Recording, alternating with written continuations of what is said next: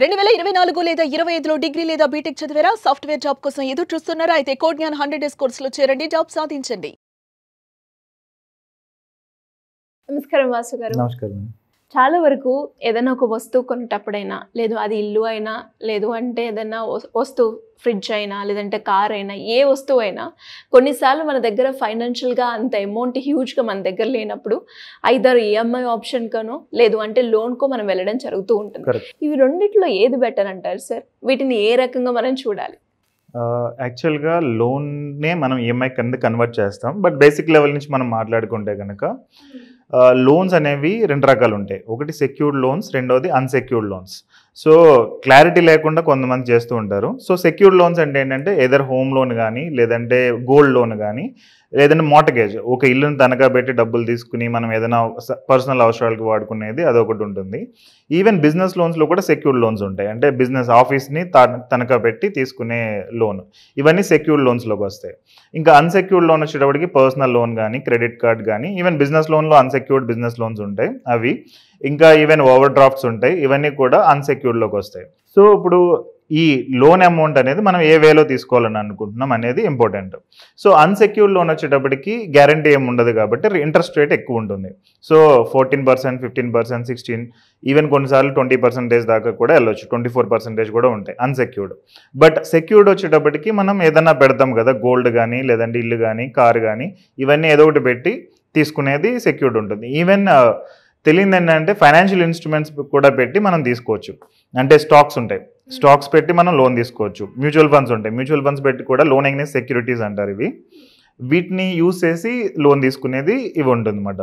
So ఈ ఏదైనా కానీ సెక్యూర్డ్ లోన్స్లోకి వచ్చేటప్పటికి ఇంట్రెస్ట్ రేట్ తగ్గిపోతుంది. ఇప్పుడు మామూలుగా అన్సెక్యూర్డ్లో 16-17% ఉంటే ఇందులో హార్డ్లీ 9%, 10%, 11, 12 కూడా చాలా రేర్ సినారియో. జనరల్గా 9-10% అలా ఉంటుంది అన్నమాట. సో ఎప్పుడైనా మనం షార్ట్ టర్మ్కి మనం గ్యారంటీడ్గా పే చేసేయగలం, షార్ట్ టర్మ్లో క్లోజ్ చేసేయగలం అని అనుకుంటే ఇవి బెస్ట్ ఉంటుంది. సో జనరల్గా లోన్స్ కావాలి అని అన్నప్పుడు పీపుల్ ఏం చేస్తారంటే వాళ్ళకి తెలిసిన వాళ్ళని ఎవరినో ఒకరిని అడుగుతారు. సో 5 lakhs కావాలి, ఒక 10 lakhs కావాలని. ఇప్పుడు ఆ పర్సన్ లోన్ ఇచ్చాడని అనుకోండి, యూజువల్గా ఏం జరుగుతుంది అంటే ఈ టెన్యూర్ పెట్టుకుంటారు. ఒక 1 year తర్వాత నేను నీకు మొత్తం ఇచ్చేస్తాను. సో ₹2 వడ్డీనో, ₹3 వడ్డీనో ఏదో ఒకటి అనుకుంటారు కాబట్టి ఆ 1 year తర్వాత వాళ్ళు ఆ టోటల్ అమౌంట్ ప్లస్ ఈ ఇంట్రెస్ట్ ఎంత ఉందో ఆ మొత్తం కలిపి ఇచ్చేస్తారు యూజువల్గా.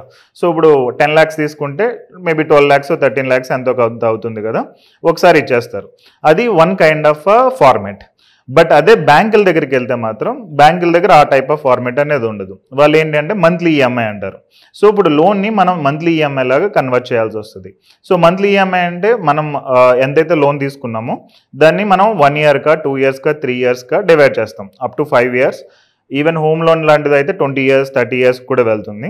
సో ఎన్ని ఇయర్స్కి మనం ఈ లోన్ తీసుకుంటున్నాం అనేది మనం చెక్ చేసుకుని దాని ప్రకారం ఈక్వేటెడ్ మంత్లీ వేలో మొత్తం డివైడ్ చేసుకుని పే చేయడం జరుగుతుంది. సో ప్రతి లోన్లో ఈఎంఐ కింద కన్వర్ట్ చేయడానికి లేదంటే లోన్లో జనరల్గా 3 components ఉంటాయి. ఒకటి ఏంటంటే ప్రిన్సిపల్. సో ఇప్పుడు ఎంత అమౌంట్ అయితే మనం లోన్ తీసుకున్నామో అది ప్రిన్సిపల్ లాగా ఉంటుంది. Next interest. ఇప్పుడు ఎంత పర్సెంటేజ్, 13%, 15%, లేదంటే 24% అనేది అది ఇంట్రెస్టింగ్ కాంపోనెంట్. మూడోది ఏంటంటే tenure. So 1 year, 2 years, 5 years, 10 years అనేది టెన్యూర్లోకి వస్తుంది. సో దీని ప్రకారం మన ఈఎంఐ అనేది మార్చి, దట్ మీన్ ఎవ్రీ మంత్ ఎంత ఉంటుంది అనేది డివైడ్ చేసి వాళ్ళు ఇంత అమౌంట్ పే చేయమంటారు. సో ఆ పే చేసే అమౌంట్లోనే మనకి ఇది ఇంక్లూడ్ అవుతూ ఉంటుంది. సో ప్రిన్సిపల్ ప్లస్ ఇంట్రెస్ట్ అనేది ఇంక్లూడ్ అవుతూ మనం ఎన్ని ఇయర్స్ అయితే అన్ని ఇయర్స్ కట్టుకుంటూ వెళ్తూ ఉంటాం. సో అది యాక్చువల్గా డిఫరెన్స్. సో ఈ ఈఎంఐ కాన్సెప్ట్ ఎప్పుడు వస్తుంది అంటే మనం బ్యాంకుల దగ్గరికి వెళ్ళినప్పుడు వస్తుంది. లోన్స్ అనేది నార్మల్గా పీపుల్ దగ్గర అయినా తీసుకోవచ్చు, బ్యాంకుల దగ్గర అయినా తీసుకోవచ్చు, లేదంటే ఎన్బిఎఫ్సిస్ ఉంటాయి, ఎన్బిఎఫ్సిస్ దగ్గర నుంచైనా తీసుకోవచ్చు. బట్ ఎన్బిఎఫ్సిస్లో కొంచెం ఎక్కువ ఉంటుంది. Example Shriram finance, Bajaj finance, ఇలాంటివన్నీ కూడా ఎన్బిఎఫ్సిస్లోకి వస్తాయి. అంటే బ్యాంకులు కాదు కాబట్టి. సో దే ఛార్జ్ కొంచెం ఎక్కువ ఇంట్రెస్ట్ రేట్ అనేది ఛార్జ్ చేస్తూ ఉంటారు. అండ్ ఈ లోన్ తీసుకునేటప్పుడు ఇంకొక అదర్ కాంపోనెంట్ ఉంటుంది, అదేంటంటే ప్రాసెసింగ్ ఫీ. ఇది చాలా తక్కువ మంది పట్టించుకుంటారు. సో ప్రతి లోన్కి ఏంటంటే ఇచ్చేటప్పుడే వాళ్ళు ఒక 1% అనో, 2% అనో, 3% అనో ప్రాసెసింగ్ ఫీజ్ అనేది కట్ చేస్తారు. సో ఇప్పుడు మనం 10 lakhs లోన్ తీసుకుంటే అందులో 1% లెక్కన, లేదంటే 2% లెక్కన సమ్ 10,000, 20,000, 30,000 వాళ్ళు డిడక్ట్ చేసి మనకి ఆ 9,70,000 కానీ 9,80,000 కానీ ఇస్తారు. ఆ ప్రాసెసింగ్ ఫీ అనేది యాక్చువల్గా లోన్ తీసుకునే వాళ్ళు బార్గెన్ చేయొచ్చు. సో అన్ని బ్యాంకులు లైక్ 3% 2% ఛార్జ్ చేసినప్పుడు డాక్యుమెంటేషన్ ఫీజ్ అని అంటారు యూజువల్గా. సో దాన్ని మనం బార్గెన్ చేస్తే తగ్గుతుంది. ఈవెన్ ఇంట్రెస్ట్ రేట్ కూడా మనం బార్గెన్ చేయొచ్చు బ్యాంకులతో. బ్యాంక్ టు బ్యాంక్ డిఫర్ ఉంటుంది. ప్లస్ ఈవెన్ వాళ్ళు ఒక 16% చెప్పారు, మనం బార్గెన్ చేస్తే 15%కో 14%కో రావచ్చు. దాని మూలంగా మనకి ఈఎంఐ అనేది తగ్గిపోతుంది. ఈవెన్ టోటల్ ఫైనల్గా కట్టే ఇంట్రెస్ట్ రేట్ కూడా తగ్గుతుంది. ఇది రెండో ఇంపార్టెంట్ కాన్సెప్ట్. మూడో వచ్చేటప్పటికి అసలు మనం ఫస్ట్ లోన్ తీసుకోవాలనుకుంటే మనం ఎంత టెన్యూర్ ఫిక్స్ చేసుకోవాలని అనుకుంటున్నాం అనేది మనం మొదటగా ఫిక్స్ చేసుకుంటే బెస్ట్. ఎందుకంటే ప్రీ క్లోజర్ ఛార్జెస్ అని ఒకటి ఉంటుంది కాన్సెప్ట్.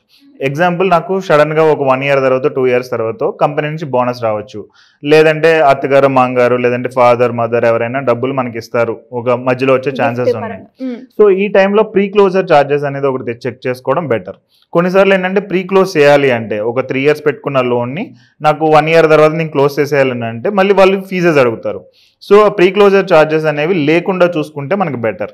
సో జనరల్గా ప్రతి బ్యాంక్ ఒక 6 నెలలు అయితే మ్యాండేటరీ పెడుతుంది, అంటే 6 months లోపు మీరు లోన్ క్లోజ్ చేయలేరని. కొన్ని బ్యాంకులు 1 year దాకా వెళ్తాయి. బట్ మోర్ దెన్ 1 year మనం ఆ ప్రీ క్లోజర్ ఛార్జెస్ లేకుండా బార్గెన్ చేయొచ్చు. సో ఇది ఒక important thing. And partial payments అని ఇంకొక ఆప్షన్ ఉంటుంది. సో ఎగ్జాంపుల్, హోమ్ లోన్ ఒక 50 లక్షలు తీసుకున్నాం, అది 1 crore 20 years పాటు మనం టోటల్ పే చేయాల్సి ఉంటుంది.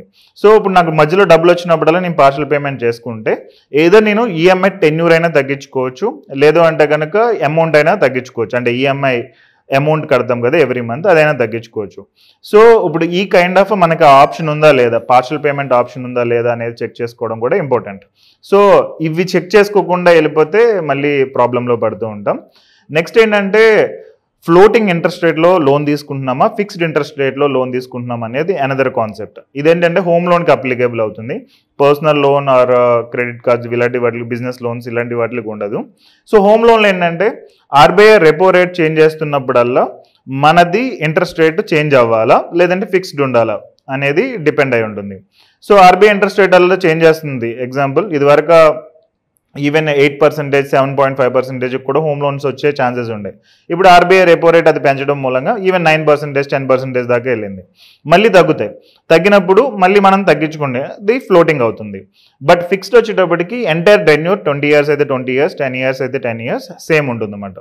సో అది కరెక్ట్గా ఉందా లేదా అనేది చెక్ చేసుకోవడం, ఏదర్ ఫ్లోటింగ్ తీసుకోవడమా ఫిక్స్డ్ తీసుకోవడం అనేది కరెక్ట్ డిసిషన్ తీసుకోవడం చాలా ఇంపార్టెంట్. ఎందుకంటే హోమ్ లోన్ అనేది ఇట్స్ 20 year జర్నీ కాబట్టి మనం చాలా జాగ్రత్తగా డిసిషన్ అనేది తీసుకోవాలి. నెక్స్ట్ వచ్చేటప్పటికి జనరల్గా ఈఎంఐ మన శాలరీలో 30% దాటకుండా ఉండడం అనేది ఇంపార్టెంట్. సో కొంతమంది ఏంటంటే ఈవెన్ 40%, 50%కి వెళ్ళిపోతారు. సో వాళ్ళు ఏంటంటే ఫైనాన్షియల్గా మనీని మిస్మేనేజ్ చేస్తున్నట్టు. సో ఆ మిస్మేనేజ్ జరిగినప్పుడు ఆటోమేటిక్గా వెల్త్ క్రియేషన్ అనేది జరగదు. ఎందుకంటే ఈఎంఐ అంటే మనం బ్యాంకుల గురించి పనిచేస్తున్నట్టు, ఆ బ్యాంకులకి వడ్డీ ఇస్తున్నట్టు కాబట్టి అది మనం కరెక్ట్గా ఉందా లేదా అనేది చెక్ చేసుకోవడం one of the important thing. And ఇంకా లోన్స్లో ఇంకా డీప్కి వెళ్తే కనుక క్రెడిట్ కార్డ్స్ మీద మినిమం పేమెంట్స్ చేస్తూ ఉంటారు కొంతమంది. సో ఆ మినిమం పేమెంట్స్ చేయకుండా దాన్ని ఈఎంఐ కన్వర్ట్ చేసుకుంటే బెటర్.